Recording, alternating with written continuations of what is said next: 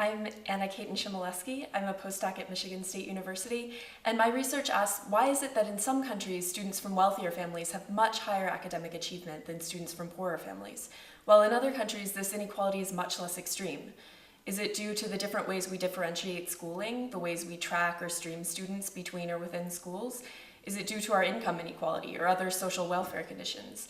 And then what are the consequences of different levels of inequality? For example, do more unequal countries perform lower on international tests like PISA? And finally, has it always looked like this? How has educational inequality changed over time around the world?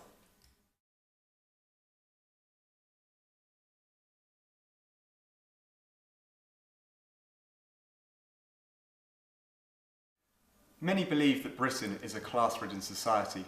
Apparently we're a country with low social mobility, where your family background matters more to your opportunities in life than your motivations, talent and skill. But is this really true? My research will investigate this issue over the next 2 years, attempting to provide clarity to an area where there's currently much confusion. My name's John Jerram. I'm an academic from the University of London.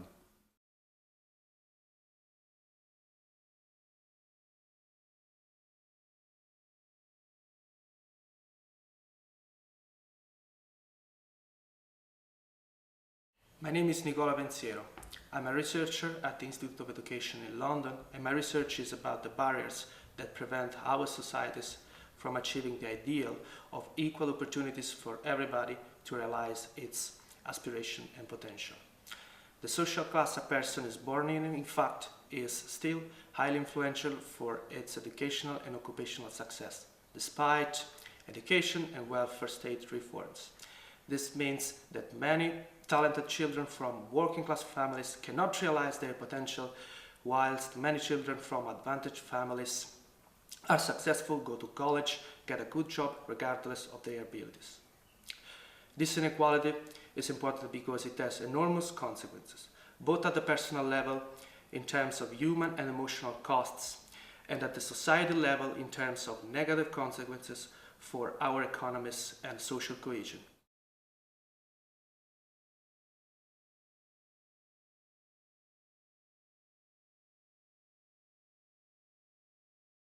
Hi, my name is Annalena Dicke and I'm a postdoc at the University of Tübingen. Can you remember the times that you felt bored in school, that you were wondering why you had to learn the things that you have to learn? Well, I'm interested in finding out how we can ensure that students feel good about the things that they learn in school. In my research, I look at school factors that influence students' attitudes toward their school subjects and at what needs to be done to get students more interested in the contents that are taught in school.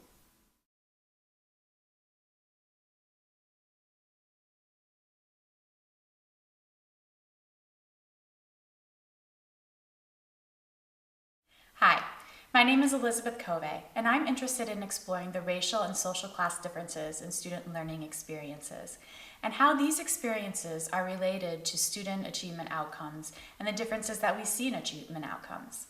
I look at student learning experiences in multiple ways, including course taking and in the instruction that students receive in the classroom. I focus on the classroom because this is where the action is. Student school-related learning experiences occur within the classroom. In addition, interventions and policies can be implemented at the classroom level and can help reduce the inequalities that we see in student achievement.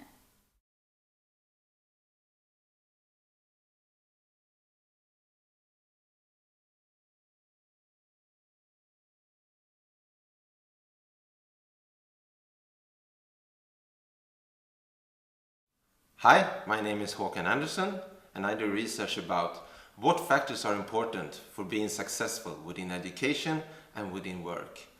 It is generally thought that to be successful you have to come from a good home and to be smart. However, others' research and my own research show that persistence is at least as important as IQ and social background for being successful in life. And most importantly, persistence can be trained from early on in childhood, in the home and within the classroom.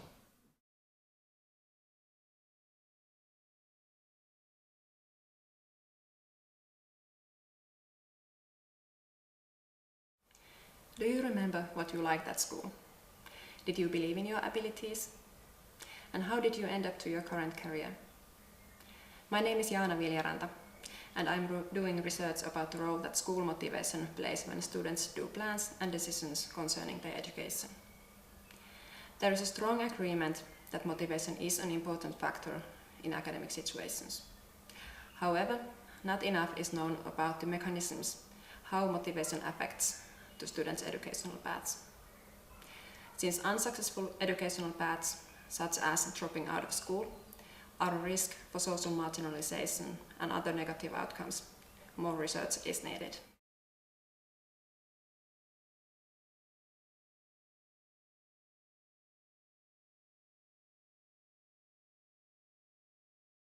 Hi, my name is Julia Dietrich. Have you ever met the person who had difficulties finding out what to become after school? Why is this so difficult for some people and so easy for others?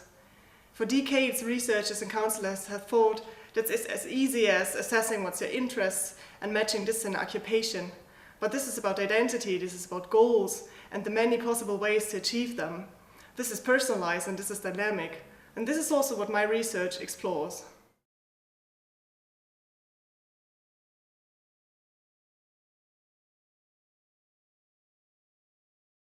Are you the next Steve Jobs? Are you the next who starts an own business with a global impact? My name is Martin Obschonka. I'm a psychologist from Jena University, Germany, and in my research I investigate the development of kids and adolescents into successful entrepreneurs. What does it need to start an own business, to create something truly new under the sun, and to achieve positive societal impact?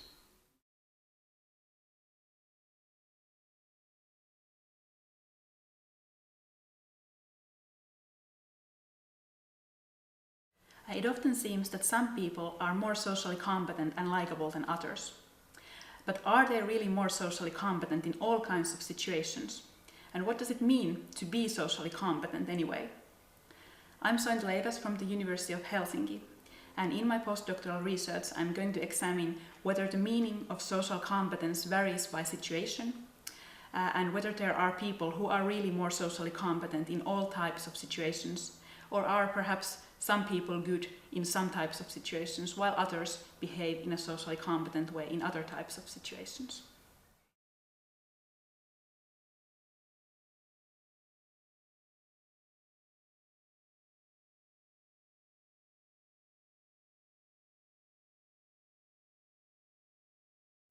Is it so that students who are doing well academically are doing well also emotionally?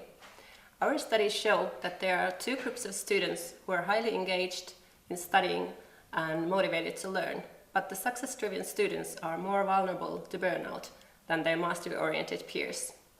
On the other hand, there are two groups of students whose motivation is less than optimal. The other students are passive, but they do not have any severe problems, whereas the problems seem to accumulate to students who mainly aim at avoiding schoolwork altogether. My name is Heta Tuominen-Soini, and I'm really interested in exploring these relations between student motivation and well-being.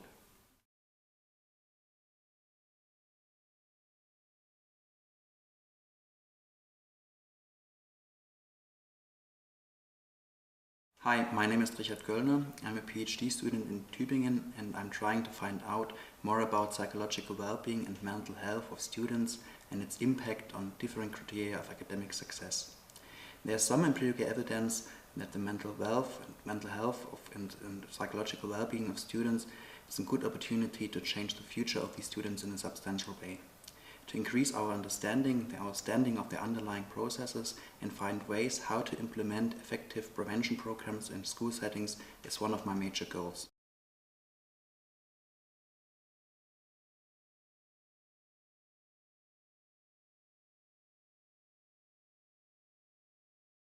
Parents have the challenging task of raising their children in a global world, where their children are exposed to many different cultures and individuals.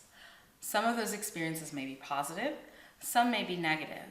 My research focuses on the cultural values, beliefs, and attitudes that relate to mental health as well as academic outcomes.